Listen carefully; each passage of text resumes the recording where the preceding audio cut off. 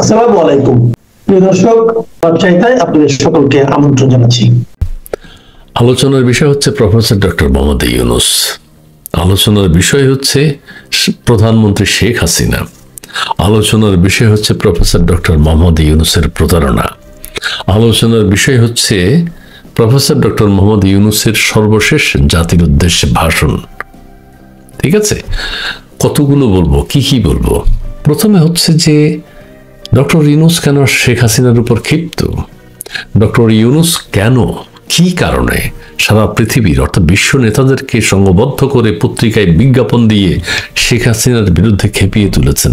তার একমাত্র কারণ, শেখ হাসিনাই প্রথমবারের মতো ডক্টর ইউনূস সাহেব যে একজন বিশ্বমানের টাউট, একজন বিশ্বমানের প্রতারক, একজন বিশ্বমানের দুর্নীতিবাজ, সেটি বাংলাদেশের মানুষকে এবং বিশ্ববাসীকে দেখাতে চেয়েছেন। সেটাই শেখ হাসিনার অপরাধ হয়ে গেছে। তিনি তার জীবনে কখনো কোনো ভালো কাজ করেন নাই।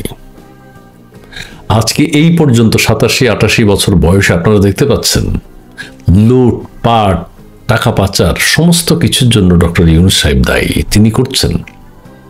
তিনি কত বড় প্রতারক হলে, কত বড় প্রতিহিংসা পরায়ণ মানুষ হলে এখন যে কাজগুলো আমরা দেখতে পাচ্ছি সেটা করতে পারেন।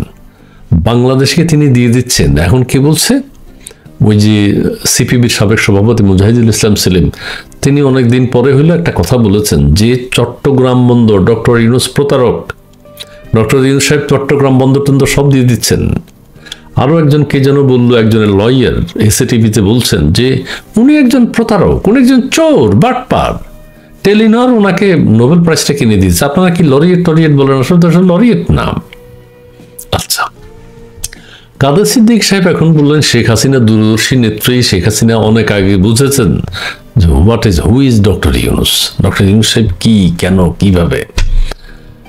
কিভাবে প্রতারণা করে এত বড় সাফল্য অর্জন করেছেন, সেটি শেখ হাসিনা দেখাতে চেয়েছেন। কিভাবে একটা লোক মৃত্যু পর্যন্ত গ্রামীণ ব্যাংকের এমডি থাকে, এটা কোনোদিন সম্ভব? কিন্তু ইউনূস সাহেব সেটা করতে চেয়েছেন। আমি অতীতের কথা বাদ দিলাম। এখন তিনি যে লুটপাট করছেন, তার সম্পদের পরিমাণ, কিন্তু সবাই বলে উনি ফকির।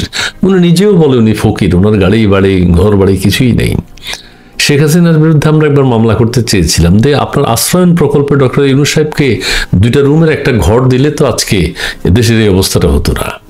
ওনার যেহেতু টাকা পয়সা, সহায় সম্পত্তি, গাড়ি বাড়ি কোনো কিছুই নেই, ওনাকে আশ্রয়ন প্রকল্পে একটা আশ্রয় দিলেই হতো। দেশের এই মেসাকার এখন আর দেখতে হতো না। ঠিক আছে, এখন অনেকেই বলেন আমরা একটা বাটপাড়ের খপ্পরে পড়েছি, আমরা এক বিশ্ব বেহায়ার খপ্পরে পড়েছি, আমরা একটা প্রতারকের হাতে পড়েছি। দেশ যিনি বিক্রি করে দিতে চাচ্ছেন প্রতিবেশী দেশের সাথে, যিনি উস্কানিমূলক কথা বলেন, যুদ্ধ লাগাতে চাচ্ছেন, দেশকে ধ্বংস করে দিতে চাচ্ছেন।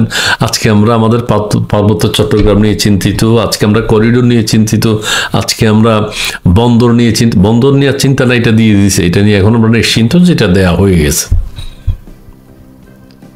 আজকে তিনি তার ব্যক্তি স্বার্থে এই যে জাতির উদ্দেশ্যে ভাষণটা দিলেন, এটাও একটা বড় ধরনের প্রতারণা। এখন বিএনপি, জামাত, এনসিপি এরা এখন খালি চিন্তা করতেছে কি করা যায়। এরাই এখন বিপদে পড়ে গেছে। যিনি এটা কি ভাষণ দিলেন, এটা নিয়ে এরা বুঝতে আরো 3 মাস লাগবে, অথবা এমনি মেনে নিতে হবে। বিএনপি বললো যে আমরা আলহামদুলিল্লাহ মেনে নিলাম। বিএনপি মেনে নিয়েছে যে ইলেকশনের দিন কি হ্যাঁ ভোট না ভোট হবে, গণভোট হবে এবং নির্বাচন হবে। ওই এক শর্তে আর কোনো কিছু বোঝারও চেষ্টা করছে না। জামাত বলছে যে না, গণভোট আগে হইতে হইব। অর্থাৎ বল এখন ডক্টর ইউনূস সাহেব এমন কৌশলে, এনসিপির এখন জবাবই নেই, এনসিপি কথাই বলতে পারতেছে না।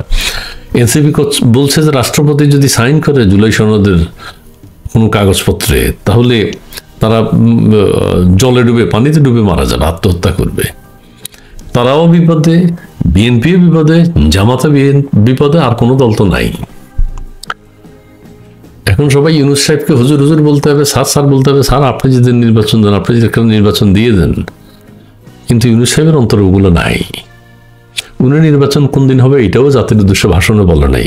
সবাই মনে করেছিল জাতির উদ্দেশ্যে উনি সর্বশেষ 13 তারিখে যে ভাষণটি দিয়েছেন, হয়তো ইউনূস সাহেব পদত্যাগ করবেন। হঠাৎ তিনি জাতির উদ্দেশ্যে ভাষণ দিচ্ছেন কেন? আরো দুপুর বেলায় হয়তো তিনি এমন কিছু কথা বলবেন যে আমি আর এদেশে থাকতে চাই না, আমার আর ভালো লাগে না, আপনারা দায়িত্ব নেন।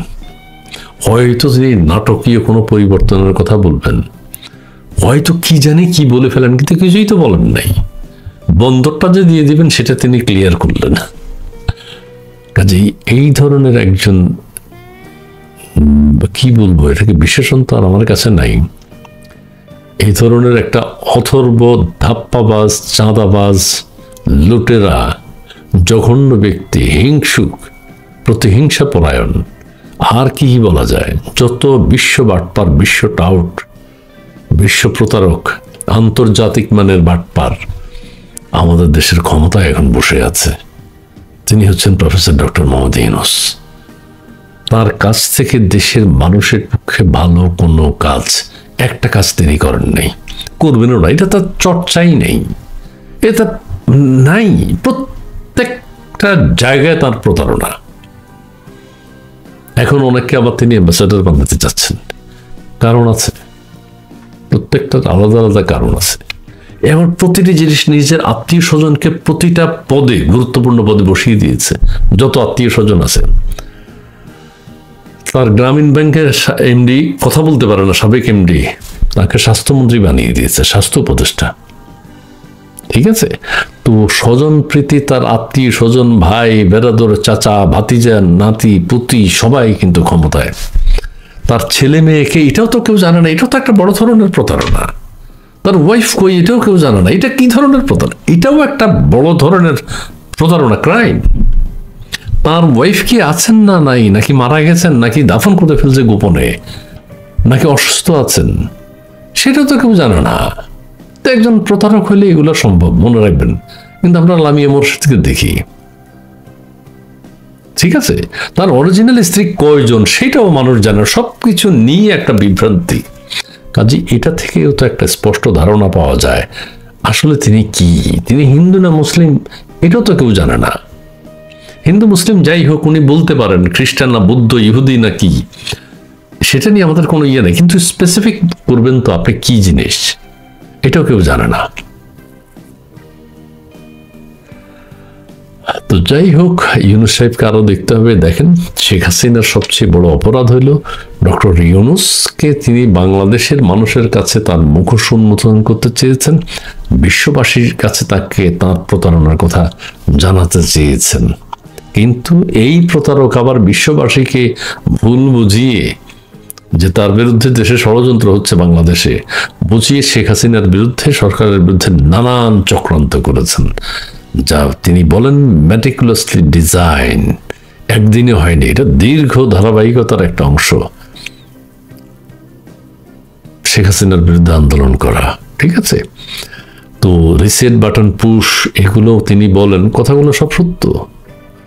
যা করেছেন দেশের মানে দেশের যতভাবে দেশকে ধ্বংস করা যায় তা তিনি করবেন। তার কারণে আজকে মিয়ানমার আমাদের উপর ক্ষুব্ধ, তার কারণে ভারত আমাদের উপর ক্ষুব্ধ, তার কারণে অন্যান্য দেশও আমাদের উপর ক্ষুব্ধ, চায়নাও ক্ষুব্ধ হবে আমাদের উপর। আন্তর্জাতিক কূটনৈতিকতা, শিষ্টাচার কিছুই তিনি জানেন না। আবার তিনিও বলেন আমি কিছু বুঝি না ভাই, আমরা কি হাত পা নাড়িয়ে ছেড়ে। তারপরে বুঝেন না আপনি ক্ষমতায় এসছেন কেন? আপনাকে বললো, রিকোয়েস্ট করলে আপনি বলতেন বাবারা আমি এগুলো বুঝি না, আমি আমার ক্ষুদ্র ঋণ নিয়ে আসি। ক্ষুদ্র ঋণও কি ধরনের প্রতারণা সেটাও মানুষ বুঝে, জানে, আবার বুঝে না, আবার মনে হয় যেন ভালো কাজ করছে। প্রতারক। সোশ্যাল বিজনেসটা কি কেউ বুঝে নেই, 3-0 কি কেউ বুঝে নেই। যাই হোক, আল্লাহ আমাদেরকে বোঝার তৌফিক দান করুন, আমিন।